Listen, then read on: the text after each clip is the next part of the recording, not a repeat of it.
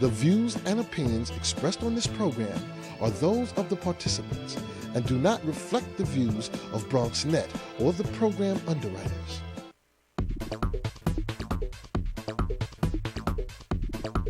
BronxNet. Your voice, your views, your vision.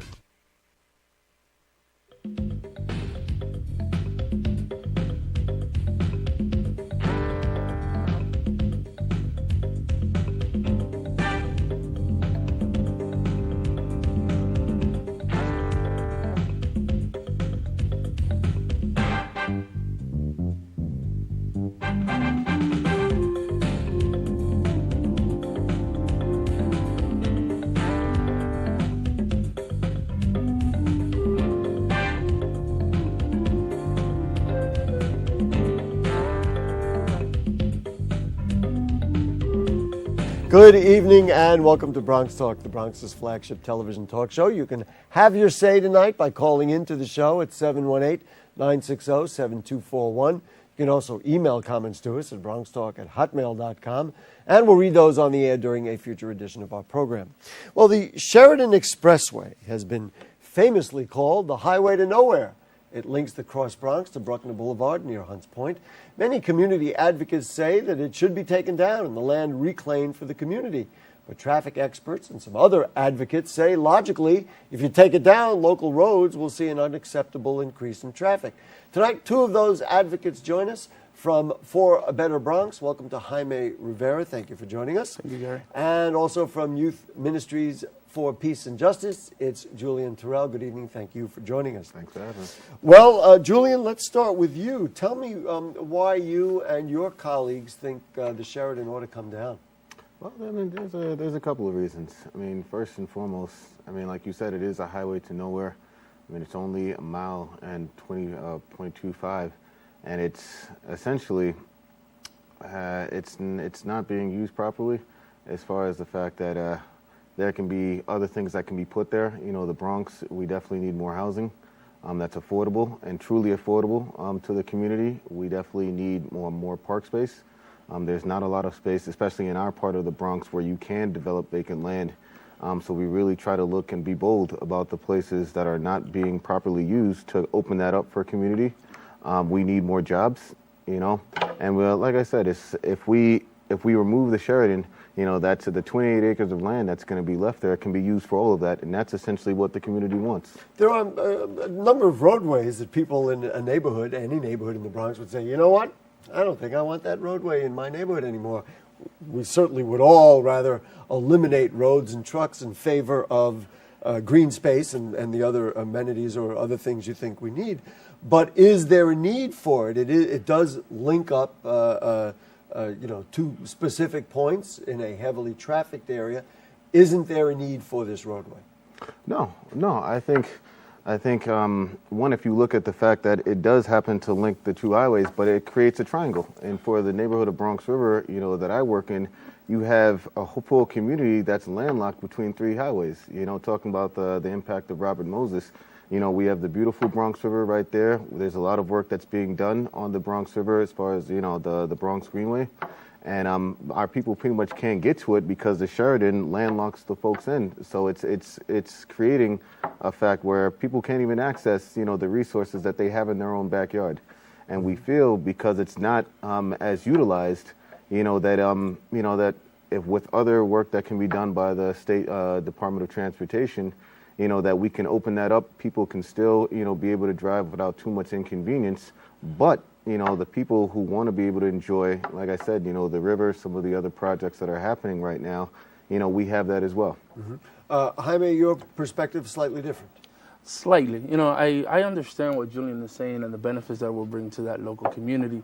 Our concern is the impact that it will bring to the Mott Haven, Port Morris, everything south from Yankee Stadium as it is right now, being the highest asthma rate of the nation already, that together with the Harlem side of the Major Dig and all of the Harlem River. Meaning that more trucks, if they're not on that little crossways that potentially cuts across, would go from the Major Dig into the Bruckner and coming down. And the local traffic, what's going to happen to the people that want to cut off the Cross Bronx going into the Hunts Point community is going to go into local traffic, potentially risking our youth. And there's 2 small playgrounds that are in that area.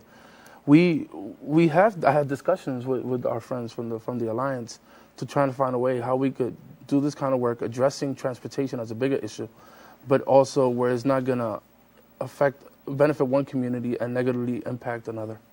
There are 3 folks, just to let you know where this is at. As I understand it, the state DOT is examining 3 different options. One is to close the Sheridan, add new ramps from the Bruckner to Hunts Point. Another is to keep the Sheridan, add the ramps, and build a better interchange in general, which eases traffic. Do you like that? And the third one is that nothing will change. Keep the Sheridan and build nothing. Right. A, B, or C for you? He likes A. We know as current numbers are concerned, because we haven't had the questions answered from our friends in the Alliance, we think Plan B at this time. But the community, we definitely would like to support the community and the Alliance with their ideas if we could find a medium point. What are your thoughts about this idea of keeping the Sheridan, adding ramps, and building a better interchange? In other words, doing road work that will ease the traffic on the Sheridan. Well, I mean, the way the plan is right now, I mean, both of them, both of the alternatives, allow for, direct access into the Hunts Point Peninsula, through the ramps that are going from, the Oak Point, freight yards. So, we know that's going to be happening either way. So as far as the trucks, that are trying to get into Hunts Point, for the Hunts Point market, they'll be able to do that. There's just a situation to where, one, you remove the Sheridan or you don't remove it.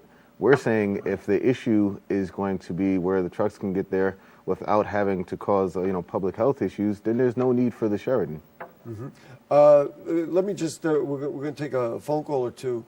The projections predict increases in both car and truck traffic. Now, this is according to the state DOT. 1,760 cars and 80 trucks per hour during the morning rush hour. Now, they project essentially double, maybe a touch more than double, as far as trucks, 3,240 cars and 180 trucks per hour without the Sheridan, and those vehicles would be on streets. Do you have a response to that? Start with you and Jaime. I mean, we both were at the last stakeholder meeting that the New York State Department of Transportation held, and to be accurate, I don't think the numbers are right. You think those are not accurate? No, I'll be bluntly saying I don't think it's right. I think they need to do a little bit more homework. I mean, at the end of the day, they are preparing for a draft environmental impact statement, and it is a draft. People make mistakes, and that's what we're saying. There's time, and we're hope that they're genuine in the fact that there were a lot of concerns, that they were given. We don't really know what those numbers are based on. The fact that they haven't met with the community in almost 2 years, and the presentation that they gave wasn't adequate. So we're asking that we believe that the numbers aren't right and that they need to go back and look at them again and be a little bit more transparent about the work that they're doing. About the studies that they're doing. I agree with Julian saying, and when we questioned why they were just keeping it limited to certain communities, their numbers, they were like, well, the other ones weren't part of the study. And when we actually asked them, why don't you include that or think of alternatives, they said we need to get back out to you on that. I've sat in this seat for 15 years, and I hear this dialogue so often from community members who say, you know what, the study doesn't include us. We don't know how they conduct. How they conducted a study, and all those kinds of things. And so, we want more transparency. You mentioned about an environmental impact statement. Frankly, I'd be concerned. I've seen environmental impact statements for the filtration plant, for Yankee Stadium, for many other projects, and they're filled with holes. So there could be an environmental impact statement. Personally, and this is an editorial comment, I'm not putting a lot of faith in those kinds. It becomes a very difficult thing to make a reasonable judgment. No, and actually, even with their numbers, they're looking at a projected increase because of technology and all stuff. But why don't they try to put a different hook and say, provided we start looking at alternatives of transportation, mass transportation, the using of the waters that we have that, maybe drilling a little deeper could help, or using a more rail for the trucks, instead of trucks, to bring stuff into rail or marine. Those are alternatives that actually could decrease traffic, period. And they're not talking about that either. You would rather look at the larger picture, and I'm guessing for you, Julian, you would accept a real intense, honest dialogue on that level and see what comes out on the other end. Yeah, I mean, at the end of the day, I mean, these are plans that are going to impact people's lives. You know, and in environmental justice movement, we firmly believe that the people who are being impacted need to have an opportunity to speak for themselves. And it's hard to do that, one, when the information is not being made readily available, but even when it is, you know, for those of us who actually, we spend our whole day looking at these numbers, it's not being presented in a way, you know, that it's a real dialogue. It's just like, okay, well, here are some numbers, you know, take a look at them. And when the numbers are controlled, I think, is also what you Exactly. you feel like. And the meetings. Yeah. You know, we have a really, we're going to take the phone call first, just to tell Jane and the cast of thousands upstairs that we're going to take the phone call first, but we have kind of an interesting video piece that we're going to show and kind of talk over so you can get a sense. But let's talk to our friend Robert from the South Bronx who joins us. Hi, Robert. How are you? Gary, how are you? We're doing good. Two things. Number one is the community. I've never heard this topic come up. I've heard people talk about the new park that they built next to that filthy water, and why would they build a park and have the kids around that water when it's so contaminated? But yet I've never heard a community talk about the Sheridan Expressway. Okay. And I'm curious to see if the people in the area even know that this is going on. Okay. Robert, it's been out there lately. I mean, I know from having sat in this seat for many years, we've had the dialogue many years ago. Seems to be coming up again. As I understand, thank you, Robert, for the phone call. As I understand it, there will be a decision by 2012, so there's still time to weigh in on it. You want to talk about the park? Which well, I think Julian knows more about the concrete. We're talking about the cement plant park? We're talking about concrete plant. Concrete plant park is actually there because of the struggle that the community was involved in. Originally, it was a park that, concrete plant park, that wasn't being properly used. They wanted to use it for a lot of other different means. And then, like we do, we went out there, we spoke to folks, and we wanted to make sure that it's not being used for something else that's not to the benefit of the people in that community. At the end of the day, the Bronx River is polluted, but at the same time, it's a resource. Right. It's a resource, and it's our opportunity, and we have an opportunity to develop land there. We have an opportunity, to clean up the Bronx River, to make sure that it's a new reality for the people who live over there. Maybe I can just clarify for Robert. I think everybody understands the nature of the river that's there, although there are so many people who are working to change that. But if they didn't put a park there, you might have something worse, which would be an empty lot or who knows what other industrial use. At least this way, there's a chance for green space. Also, I think it symbolizes some of the attempt to regenerate a sense of green territory in that part of the Bronx. If I may add, did I explain that right? If I may add real quick, one of the big things that that Robert Moses did, in putting a lot of the highways around the waterfront, especially in communities of color, is he prevented people from actually being able to go to the river. If you live over there, you know that there's this new park, but a lot of people don't know about it because the Sheridan is there. It's not easily accessible, which is one of the other reasons, again, why we're asking for this Sheridan to be taken down and open it up, because like I said, it's really, hopefully going to create a new reality, for the people and more importantly, the youth. We both work with youth. We both want to make sure that the youth that are here now and are coming in generations to come are growing up in a Bronx, that where they can go, where they can do canoeing in the river, stuff that you don't talk about or most people don't talk about in our neighborhoods, but we want this, to be the themes of the new conversation. I will add about the park, and then I'm going to let you handle the second part of his point about, who knows about it and how this is being handled.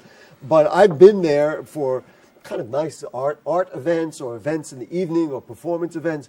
So I realize maybe there may be more beautiful spots, but compared to what might have been there, I'll kind of take what's there now in comparison. I do agree with the concrete plant park, but one thing we need to say is that the Parks Department has failed to put proper signage that people will actually notice it.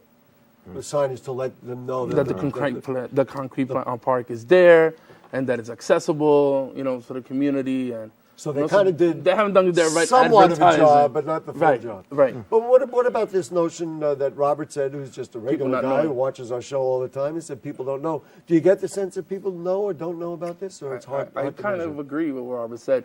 I was a resident of the area around Woodlock Avenue for many years, and when all these plans came to be, and just walking around and and being a community person, people didn't know about there was a plan to a coalition of groups that wanted to close the Sheridan, or that there wasn't a plan to expand the Bruckner. You know, so both, I believe, and one of the conversations is that there's been a failure to go to the people, talk to the people, let them know what issues are affecting us. Well, I'm proud to say it's not a failure on this program, because here we because we're here. Here we are doing it. But this, you know, we had this dialogue, and I'll share it with our Bronx viewers, about the nature of media and the nature of media coverage for issues like this. This is a very big issue, and it involves millions, if not billions of dollars when you're dealing with roadways and the future of the city. And yet, you know, the coverage of it is going to be on this show, maybe News 12, or, you know. I will add, Gary, I'm sorry to interrupt you. I will add that beyond the millions and billions of dollars that it might cost, is that the well-being of our community should be measured in dollars and cents. Right? So more asthma, less asthma is much more important than the cost of this. Let's roll this this tape. Now, this is a piece of, I guess it's an artist's rendering that was put together by whom? By the Southern Bronx River Watershed Alliance. Okay, there it is on the screen. You guys can take a look. So this is a sample of the new ramps. Now, what is, so somebody tell me what it is we're looking at. Yeah, so here. essentially, like I said before, this piece, you know, characterizes the new ramps that are going to be going in to Hunts Point from the Oaks Point Freight Yard. This is currently in both alternatives. You know, so now, no matter what gets chosen, this is going to be happening pretty much, you know, to make it easier for the trucks to access, you know, the Hunts Point Peninsula, but more importantly, keeping, you know, those trucks off of local streets. Which, you know, if you go down there, it's kind of unbelievable as you drive through somebody's block and you see the size of the trucks that routinely go through there. So this plan is actually in the works. Yes. Off the Bruckner. Yes. And how long will it take to put this in place? Pretty much is like what they're talking about is they've been doing a lot of projections up to 2030, and hopefully if the plan is produced, they're going to begin construction shortly after that. I mean, with the city, it's also you know, whether they're in a position to actually do the construction that's needed. So it's one thing to have a plan; it's another thing to have the monies available to enact this plan. Yeah. I mean, this is what we're talking about right here. Is if the Sheridan is removed, what we would like to see done is to have the Bruckner elevated, so you don't have. And a lot of people say, well, if the Sheridan is not there, you know, are some of these trucks going to maybe go into local traffic, maybe up by Crotona Park or West Farms, or in Bronx River? And we're saying if you raise the Bruckner and connect some of this, connect the streets along the Bruckner Boulevard, it allows for safer pedestrian you know, movement. It allows for easier, you know, regular traffic as far as driving, and more importantly, on each sides of the Sheridan, like we said before, you know, in Hunts Point and also up in Bronx River, you know, it's very dangerous. So it's going to make it a lot easier, you know, for this to happen without accidents. And this is a sample there of a future Metro North station. We can still let this roll because it's pleasant video to look at.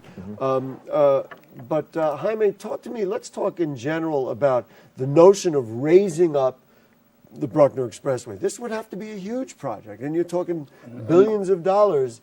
You know, is that even reasonable to have that discussion of the construction? Of the construction, it's still going to bring trucks in to the community for how long?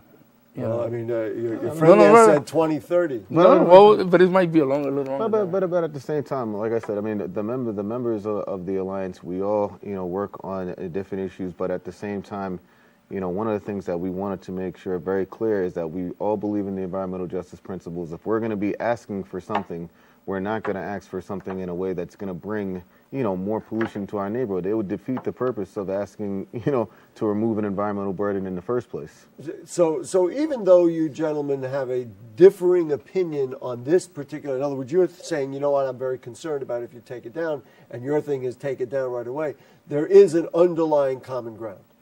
Yes, environmental justice for us is not only the work that we do, but what we believe it's right for the people. Let me ask this question. And Julian started out by saying, you know, we need housing, we need jobs, we certainly would like to put a greenway there. Who's building that stuff? You take it down. Let's just say, okay, we agree to take it down. Along with that has to be some plan to do better. Yeah, I mean, like right now, like I said, if we're pushing, the DOT, to do their work, we on our side definitely want to make sure that we're doing our due diligence as well. We've been meeting with community groups to try to what we were saying before, to try to make sure that this is something that's being talked about, a lot more often. We're making sure we're talking to elected officials, we're talking to city agencies, to make sure that we can get support on their side. So when this does come up to be an issue, if they do take it down, we don't want that land to just go unused, because that, like I said, in trying to solve one problem, we don't want to create another problem. So we're trying to make sure that we're getting some people, to put some work in to actually consider our community plan. It came out of, what a couple of charrettes that we did back in 2005. So we do have a plan. We just want to make sure that the city endorses it. So once this is being taken down, there's already something in place to go there that's representative of what the people want. I believe in, and folks who watch this show know that I do believe in this, because we did a thing on alternative fuel vehicles. I think the idea of stimulating the public, ideas on these kinds of things. I'm interested, Jaime, what you talked about a little while ago at the outset of the show, just talking about changing transportation concepts in general. I guess you're hoping this dialogue moves us toward that. Explain to me what you would like to see, and give me a new vision for a part of the Bronx that is, overrun with trucks and truck traffic. I'll talk in three different scales. One is as a son of a truck driver. My father's been a truck driver until he retired, ever since I have memory. So you want those guys, and women, of course, to still have work. Be taken care of, right? Obviously we need to talk about alternative fuels and retrofitting the trucks, because if we're getting impacts of the diesel in the community, God knows what happens in those cabins, what they're driving, right? To the drivers. Very interesting. So that has to be addressed, and truckers has to be part of these conversations.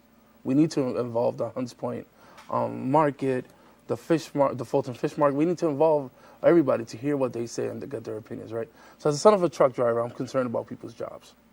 The second one is, as a lifetime South Bronx resident, is that I lived in Hunts Point, I lived in Soundview, I live now in Mott Haven. And I wouldn't do anything that's going to benefit Mott Haven if it's going to affect Hunts Point, or it's going to affect Soundview, or it's going to affect anywhere else. And let me just interject. One of your concerns is that if you take down the Sheridan, the people in Mott Haven may see more traffic in that area down. They will see more traffic. Between the Deegan and the South of Yankee Stadium. Right. South of Yankee Stadium. And then you had the third perspective is as an environmental justice worker, working with an environmental justice organization for a better Bronx, is that we understand that this difference that we're having in opinions could potentially be Department of Transportation's way to try to split our communities. So we need to be really careful how we're addressing this, because I may disagree with Julian, but I know Julian's heart is right for the community. I don't know that with the Department of Transportation, because when we have meetings with them, it's in a control environment. It's if we don't have the answer, we're going to get back to you. Some of the questions we raised when we met with them still haven't been answered. Let me ask you, because you raise a whole urban planning agenda here, which is fascinating. Do you have a vision on how transportation could be handled that would keep some? I mean, because you're kind of giving us both sides of the coin. You want to get the truckers have jobs. You don't want to hurt the one neighborhood at the expense of another. Yet you do want environmental justice. Then we need to find give me a vision. We have to find a just transition, first of all, right, of how this is going to happen. As I mentioned when we were talking before the show, is taking advantage of the Harlem River and the Bronx River, and to bring in stuff, take things out, ship in and ship out. Right? Use the waterways a lot more than they are, and that would. They're barely being used, right? Engaging industry in that process, but Hunts Point is naturally situated right there. All the area of the South Bronx, Hunts Point, Port Morris, Mott Haven is all situated. And frankly, many of the truck drivers could get into the the water business, right? And also business. Taking the control of the rails, giving that back to the community, right? Giving back that, taking away from private industry. There's some industries some waste industries in the South Bronx that have control of the rails and allow and control who comes in and who comes out.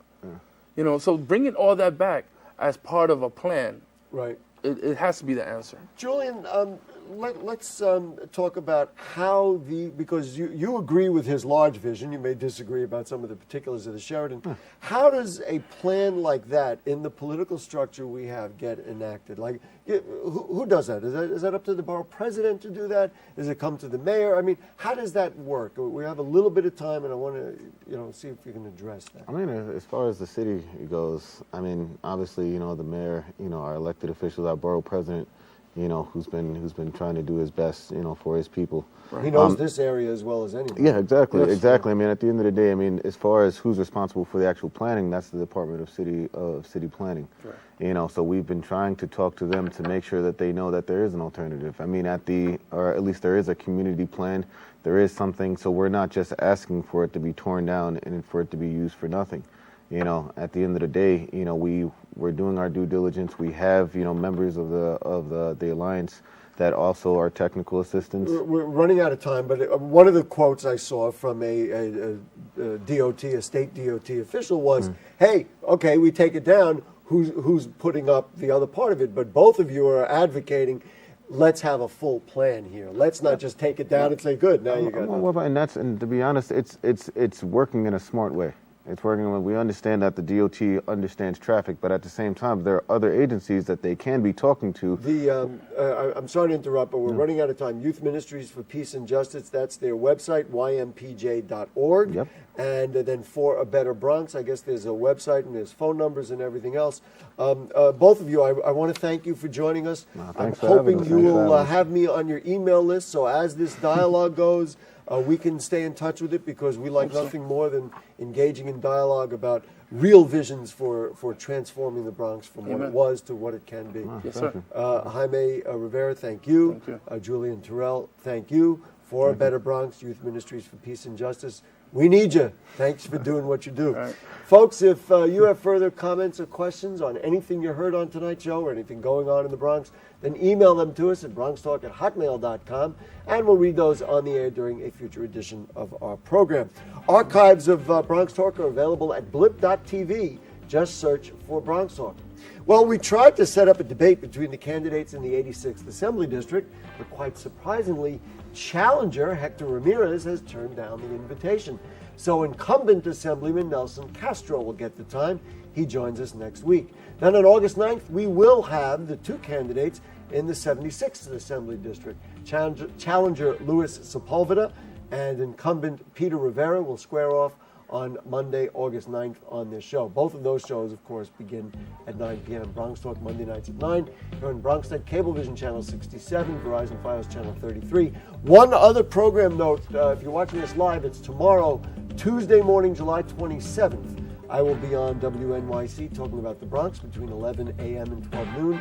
That's 8:20 a.m. and 93.9 FM. Or streamed live at WNYC.org. Tomorrow, Tuesday morning, July 27th. Maybe even talk about the Sheridan Expressway. Special thanks to producer Jane Folloro and our cast of thousands. I know.